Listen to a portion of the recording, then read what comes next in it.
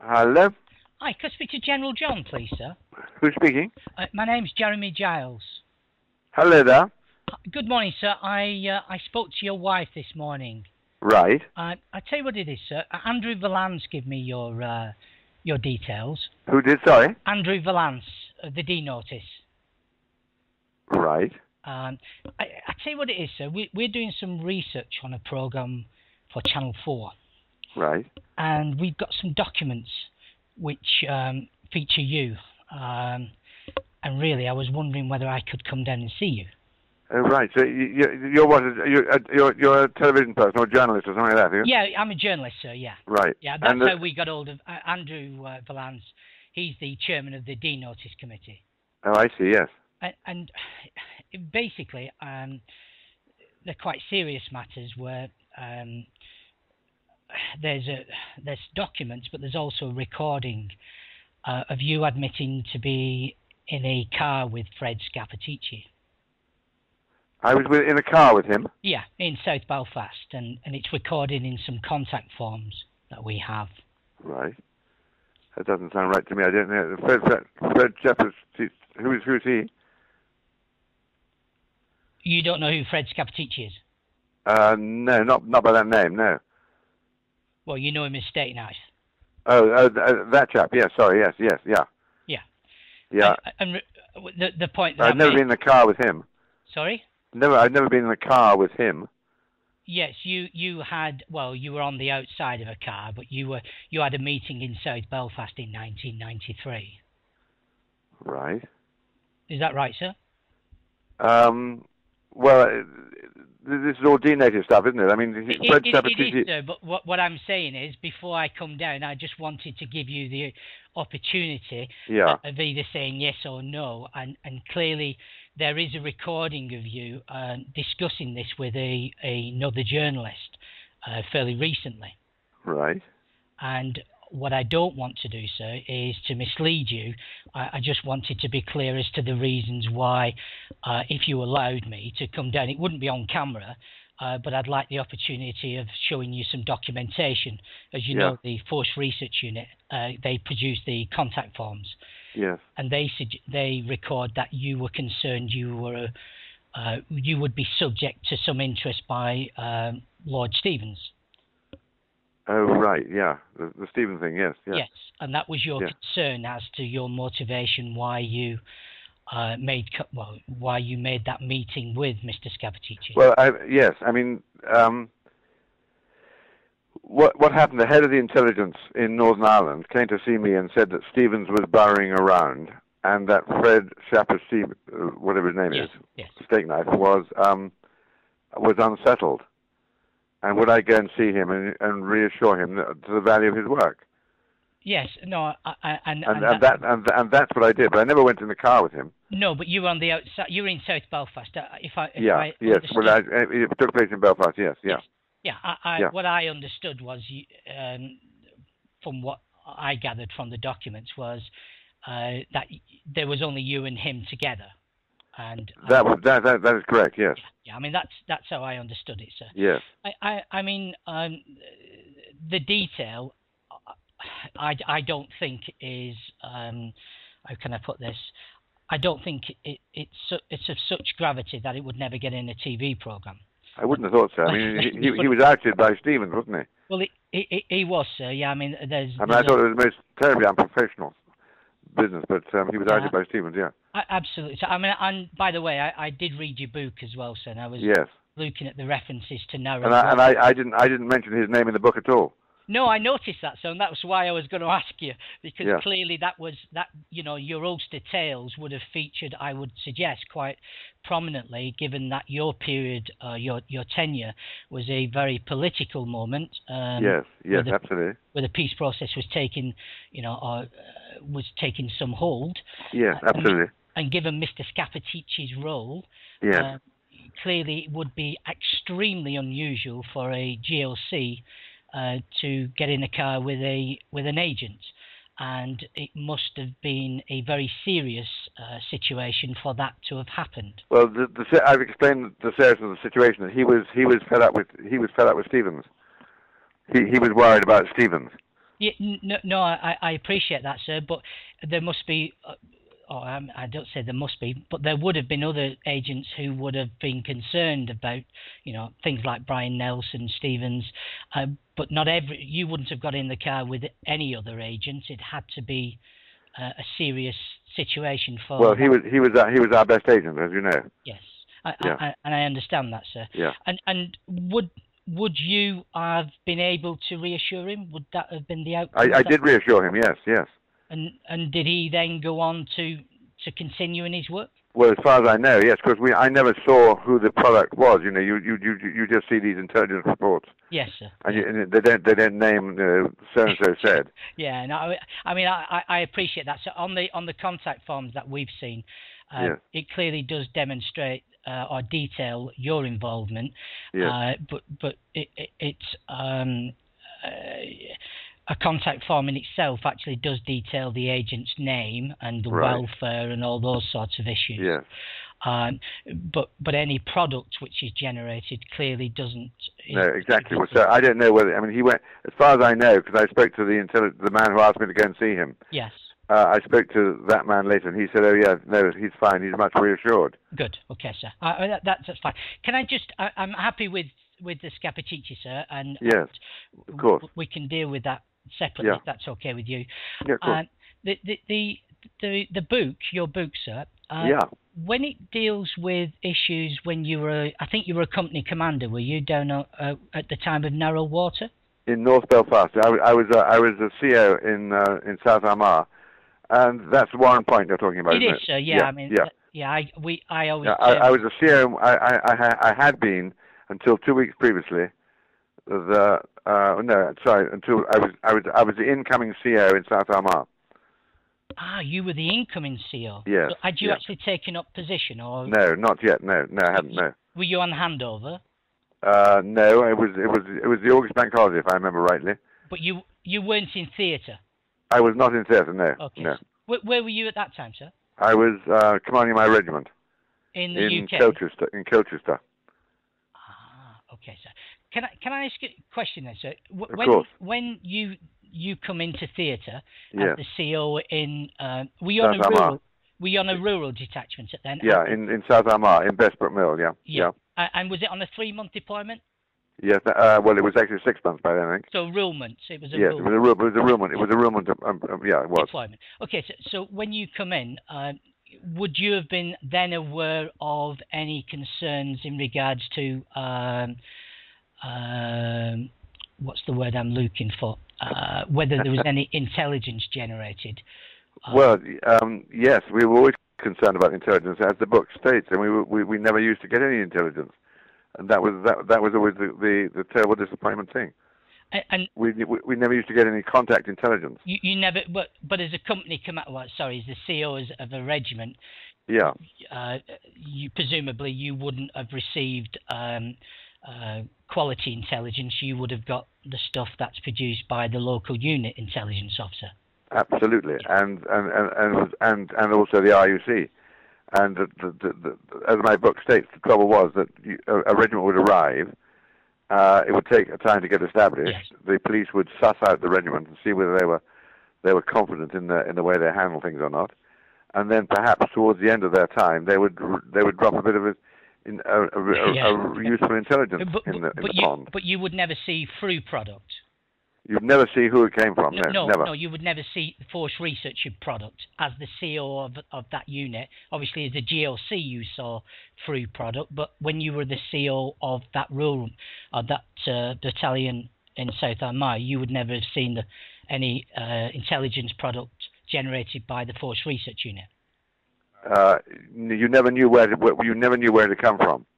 Well, you would know it was a unit, wouldn't you? You'd know from a miser what unit it came. No, I never saw the misers. Yeah, you never. That's the point that I was making. So you never saw free. All misers are generated by the Force Research unit. Yeah, absolutely. Yeah, so you didn't see any product down that. No, what would happen is someone would arrive, a policeman would arrive, or a member of the regiment would arrive and say, we've got an interesting one here. Yes, sir. And we would like you to stake out Fork Hill or something like that. And that's the nearest we got to it. Okay, so and you would never have any dealings with the Garda? and we had no dealings whatsoever with the Garda, ever. Even when you was GLC, sir, you wouldn't have had any. I had no dealings with the Garda at all. Everything that anything that happened with the Garda would have gone through the chief constable. Yeah, I understand. So, and the Garda was off limits. Can I ask you, sir? You know, you say it's off limits. Was that purely geopolitics? Well, as I understood, it was pure politics. Yes. I mean, I think it was probably came from the other side of the border, in the sense that the Garda didn't recognise the existence of the British Army because, of course, we were a foreign power at the time. Yes, and would that have been the attitude which was you understood to be in place during 1990, 1993? Absolutely. I mean, it's different today, and I suppose... It's very different today, yes, yeah. And who would the Secretary of State been then, sir? I had Peter Brook and Paddy Mayhew. And would they have been supportive politically if you were to have said to them, you know, could we have some cross-border liaison? Oh, I often said, could we have some? I mean, I used to make... of course, when I was in South Armagh, it wasn't Paddy Mayhew and Peter Brook. That's when I was GOC. I think it was Tom King, probably. Yeah. But when you were GLC, I mean, clearly you're... When I was GLC, I had Peter Brook and Paddy Mayhew, and I was forever saying to them, we must improve this. And of course, it was one of our great frustrations. It was never improved. As a 5-star, you would presumably expect to have had some means of communication with your equivalent in the Irish Army. Yeah, but I had none whatsoever. What would happen, sir, in this situation if you had hot pursuit, for want of a better? Well, that's a very good question. As things improved politically, they relaxed the hot pursuit rules, and if I remember rightly, the hot pursuit was allowed by air. So helicopters were allowed to fly over the border to I think a depth of about 5 miles in hot pursuit. But the ground troops were still not allowed to go in hot pursuit. So there's never any ground. I mean, as GLC, so did you ever authorise any cross-border? None at all. I'm talking. Perhaps not normal units. Let me put it that way. No, we never did. Okay, sir. And it was absolutely strictly taboo. It was one of the taboos. We knew that if there was any suggestion that anyone had gone across the border, there'd be an uproar in Dublin, that would get to Westminster. You know that and then come down for us. You know that had been authorised previously by your predecessors. As GOC? As GOC, yeah.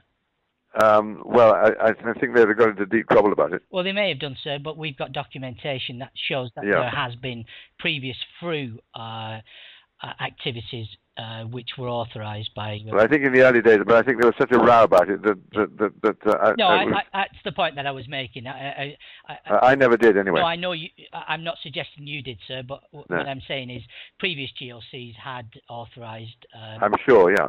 But then there were very bad relationships at various times. Yeah, no. I mean, you know, the Creasy period was...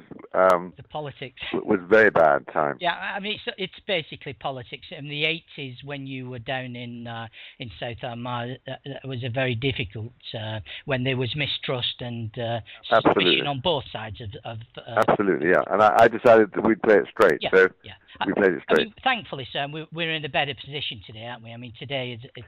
Well, today it must be much better, yes, I'm sure, yeah.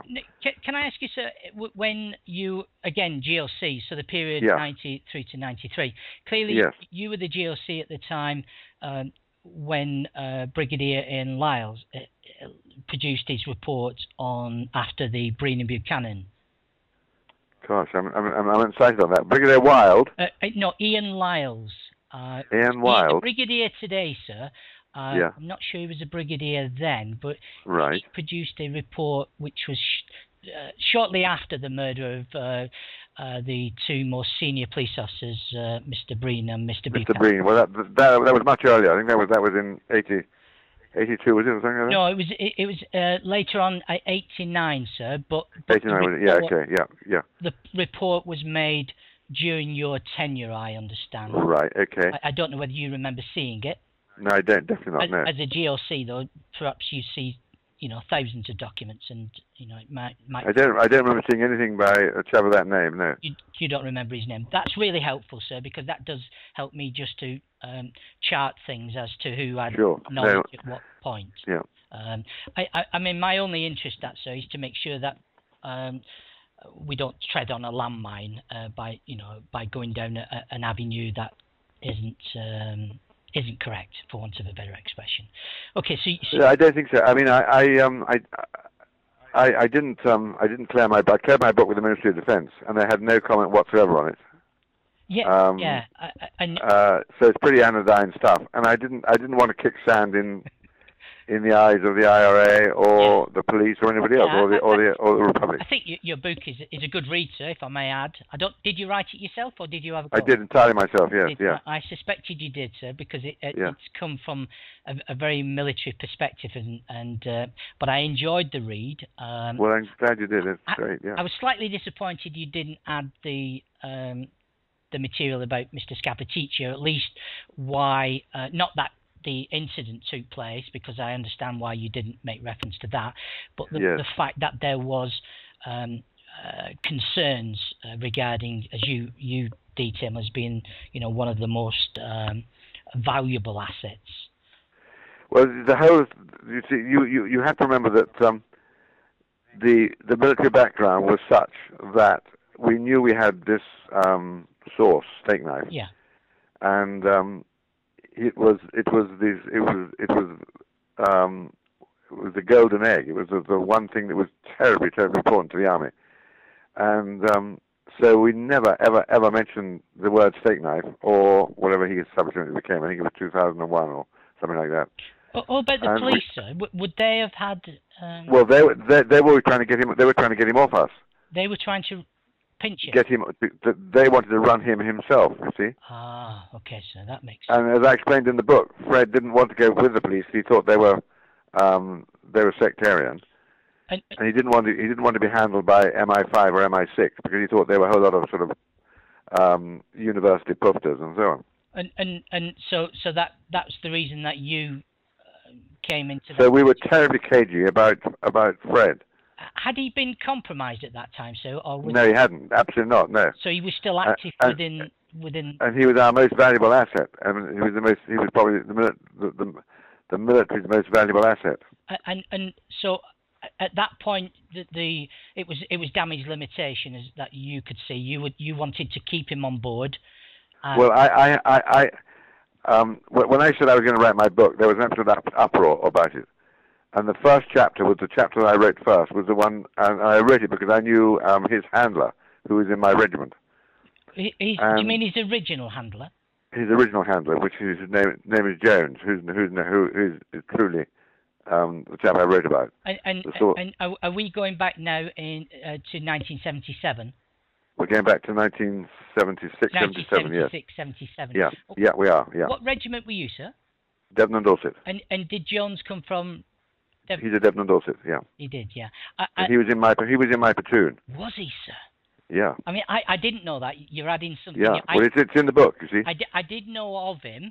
Yes. But I didn't know, and I knew clearly he was because the Force Research Unit didn't come into operation until 1980. You're absolutely. He was transferred to the Force Research Unit after he left the Devon and Dorset. What's his first name, sir? Peter Jones. Peter Jones. Yeah. Yeah, and then it's all in the book. He then became Inc. Corps, didn't he? Well, he never did actually. He never rebadged. But he was attached to the Intelligence Corps. He came. Yeah, the FRU was an Inc. Corps sponsored unit, but he never right, rebadged, did he? He never rebadged. He's still a Devon and Dorset to this day. And was he promoted through, sir? He was promoted all the way through to WO2, and he's a very very brave man. He got the G's. He got the George Cross. Did they? Was he referred to as Paddy? No, never. No. Did he wear I mean, it's stupid things, sir. Did he ever wear like a donkey jacket? I'm sure he did. Yeah. That was one of something that was written in one of the documents, which characterised one of the handlers. So, right. Would he have stayed in theatre in the 80s, in the early 80s? Yes, he was there in the early 80s. Yeah, absolutely. Was he, sir? Yeah. I don't think I've seen his name in the documentation that I've. Well, if you read chapter 4 of my book, you'll find that his whole history is there. Okay, so I didn't read that chapter. I'll admit, sir, my research has been lacking in that department. I didn't appreciate that. Yeah, no, he's a very important man. Absolutely, sir. And he's still alive and well? He's still alive and well, and anyway, just going back to what I was saying, when I started to write this book, I wrote that chapter first because he was the one who was most accessible to me, because I knew him very well. And I discussed it with him, and he was very happy for me to write about it. And he said, "I've got to, life's got to go on, and I've got to get a job, and so on and so forth." By this time, of course, he was out of the army. Okay, sir. And so. So he and presumably the MOD were happy for you to write about Scappaticci. Well, the MOD weren't happy initially. This is the point I was trying to make. That the MOD were very anxious about it. And I used to get letters from the chairman of the DNEDS committee, who was then a chap called Wilkinson, who was a friend of mine. Yeah, Rob. R.W. Wilkinson. Nick Wilkinson. Yeah. Nick Wilkinson. Yeah. And I used to get letters from him. Yeah. And then I used to say, which is what I'll tell you, which is that my book was a tribute to all those who served in Northern Ireland, whether they were military or whether they were civilian or whatever they were. Mr. Wilkinson would come from the same school as you, sir. Absolutely. So he did, entirely. And anyway, then the heat went off it, and I took a long, and because it took such a long time to produce, because of the Bloody Sunday inquiry. Yeah. That's another story. The heat went right out of it. But I was, and this is my point I'm coming to. I was very conscious all the way through about the chap we call Stakeknife. Scappaticci. And I was not prepared. I did not want to jeopardize him. Yeah, I mean, and because I'd grown up to the fact that was one of our best secrets. That was our best asset and our most important secret. And presumably Mr. Jones would never go to camera on matters. He would never go public. No. Okay, sir. And presumably you'd never want to go public on this sort of thing. I wouldn't want to go public on that subject. No, certainly not. No. I can fully understand that. So you just touched on a point before I bid you farewell, sir, because I don't want to take too much of your time up, sir. No, it's fine. I know it's a Saturday, and I like talking about it. Yeah. I was curious as to clearly you were GLC again at a very, very crucial point when the Stevens inquiry was at its early days. Stevens comes into theatre in '89, and Stevens won. He's about to be wound up, isn't it, during your period? Yes, it was. He completed his task. And did he? And of course, his investigation was most unwelcome to the RUC and to the army. Well, it was unwelcome to the army as well, but it was unwelcome particularly to the RUC. And I remember the chief constable said to me, "Don't deal with Stevens direct. You must always deal with him through me." And I was very happy to do that. And did Stevens ever meet with you, sir? Well, he did actually. When he did come to see me. Yes. And he came to see me because there's a chap called Gordon Kerr. Yeah. Gordon, who's he, sir? Gordon Kerr, who was the CEO of the FRU, I think. Okay, sir. And did he come with you? No. He came to complain. Stevens came to see me because Gordon Kerr had got an OBE in the New Year's Honours list. Right. Yeah. And Stephen deduced that must indicate that my predecessor, because I wasn't there at the time, my predecessor must have been complicit in what the FRU was doing, because otherwise he wouldn't have got an OBE. Ah, I see. Yeah. And I said to Stevens, you don't know what you're talking. You're talking about people get awards for service going back for years and years and years and years. Yeah. It's not for a particular issue or a particular item. So he took that to be an indicator that. And he took that to be an indication that the army at the highest level was complicit in what Stevens thought was going on. I understand, sir. And did he ever? So that was the only time I met him. He had no issues with me personally. Did he ever raise Scappaticci with you, sir? No, never did. No. And the next time I saw anything to do with Stevens was when he actually outed Scappaticci, whatever you call him. Yeah. And I was absolutely completely dumbfounded because a policeman protects his sources at all times. And why do you think that happened, sir? Well, I suppose he wanted. I think he obviously thought that Stakeknife was guilty of some crime, and this was his vengeance on that. And do you think that he was guilty of any crimes? Well, I only heard one side of the story, that he saved hundreds of lives. But you saw his product, presumably, sir, his GLC. Well, I didn't ever see his product linked to his name. No, I appreciate that, sir. But you would see, because of the matters which were being reported in the misers and the other documents which were generated, that he was working in a very crucial, sensitive unit. Well, I knew he was working in a sensitive role, and I knew what he was doing, what his job was. And I knew that put pressure on him enormously. But I was always told, and of course I had no reason to check this out. I was always told that he had saved hundreds of lives, actually. What do you understand? You clearly understand his sensitive role to be within the internal security unit. I understood that was his role. That was his final role. Yeah. I mean, he worked his way up through the IRA, didn't he? He did, sir. But from the very early 1980s, he was in the internal security unit. Absolutely. So that was his role. Yeah. And clearly, I suppose the point that I'm making, sir, and again, I don't expect you to ever go in a public fashion on this point, but in the internal security unit, his job is to interrogate suspected informers. And he, in the Eamon Collins book, Killing Rage, he recounts how Mr. Scappaticci was involved in shooting a suspected informer. Now, clearly you saw products, because I've seen some of these documents, which detail his involvement in these incidents. Let's not say they are crimes, because clearly a crime suggests criminal activity, and if you're doing it on behalf of the state, there's no crime. That would be the argument advanced. Well, the argument is that you balance the good with the bad, don't you? That's the point.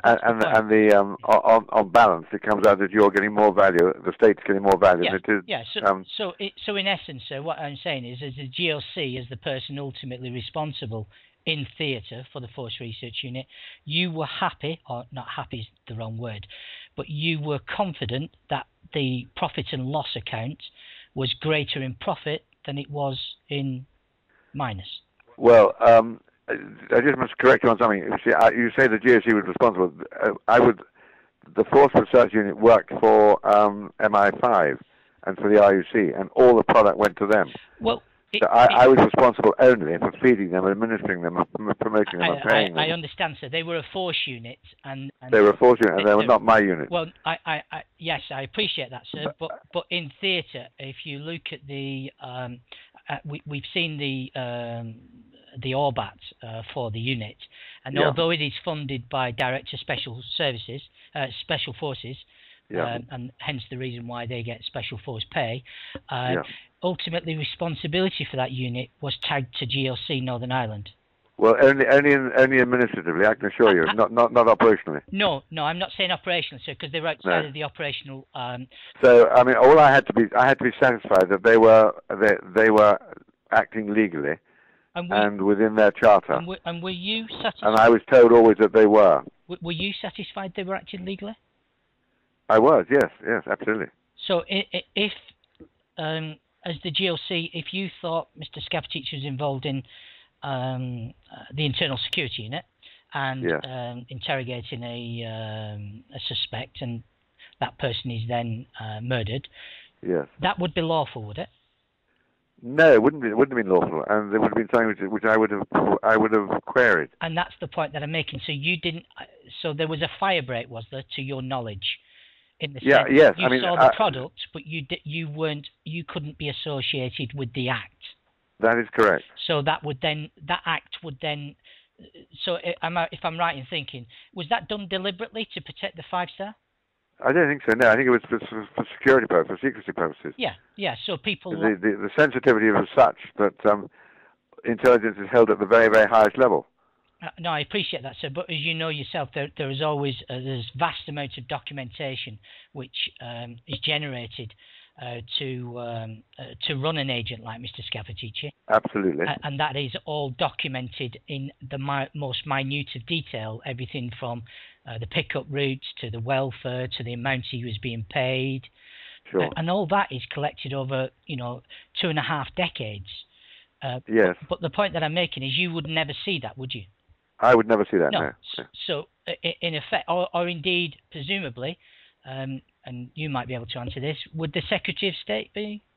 I imagine the Secretary of State probably would, but I don't think either.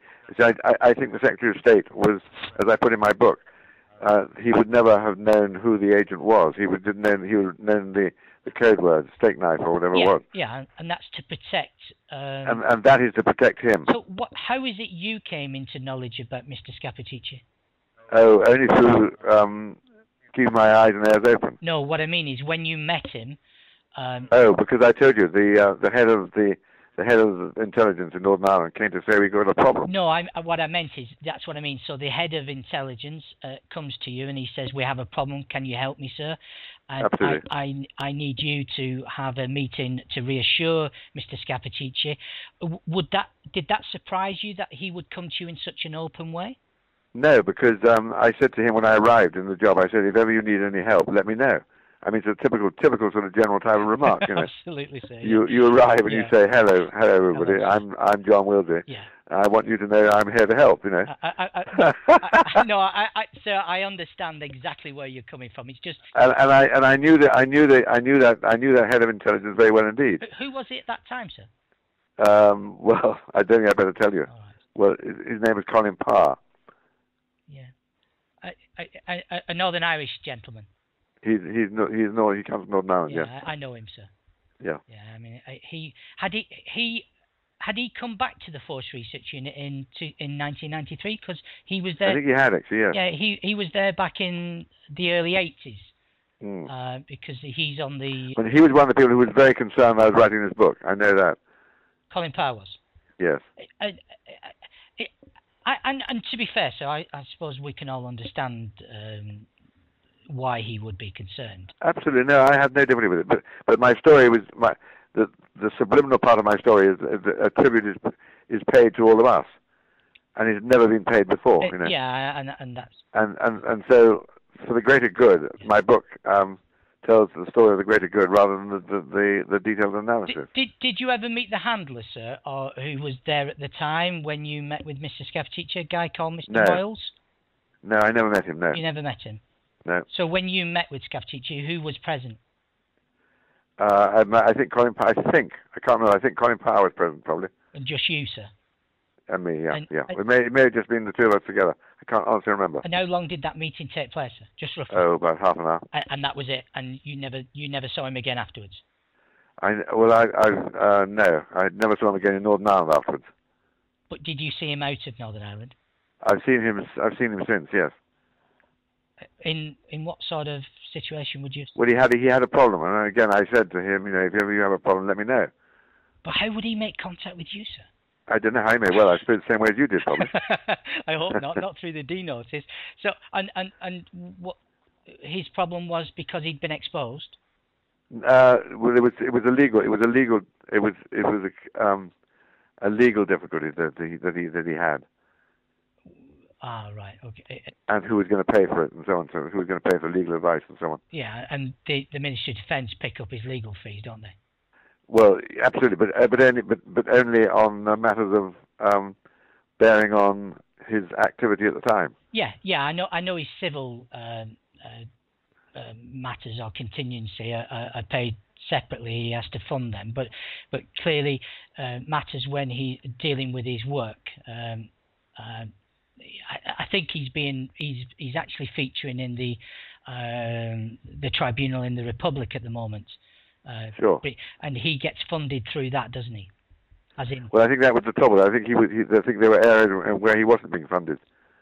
And that's what he wanted help over. And his do you know anything of his solicitor, sir? No, I don't. No, not at all. No. But I passed his problem straight on to the right quarter. Ah, okay, sir. And they dealt with it. Well, I imagine so. I never heard from him again. So he was satisfied. All right, so listen, can I leave you, sir? You've given me plenty to think about. Can I come back to you next week, and perhaps at your convenience, I could come down and see you, sir, off the record? Yeah, if you want to come and see me, by all means do, but I'm not taking part in any program no, or anything like that. I know that. I don't expect you at all to go to camera, sir, but sure. It would be helpful so we get the story correct. I mean, clearly, as a 5-star general, you would be in a very privileged position. I don't expect you to give me any secrets that you aren't comfortable with, but if I show you some documentation, then you can put us either that it's a serious matter, or it could possibly be used, and we would respect that. Okay. Is that all right, sir? Yeah. And No. If I've got any questions tomorrow, sir, if I think of it today, would it be possible I could give you a ring? Yeah, of course. Give us a ring. Yeah. Is that all right, sir? All right. Well, I won't disturb your Saturday afternoon any further, and hope. Not a bit. It's nice talking to you. I hope you pick the winner of the Grand National, sir. Thank you very much. Have a good day. Who's it going to be? I'm a favourite man, sir. So okay. I think I'll be going for Ginger McCain at the Ballybriggs. Great. Okay. Nice talking to you. And you, sir. Say again your name. Thank you. Bye. Bye. Bye, sir.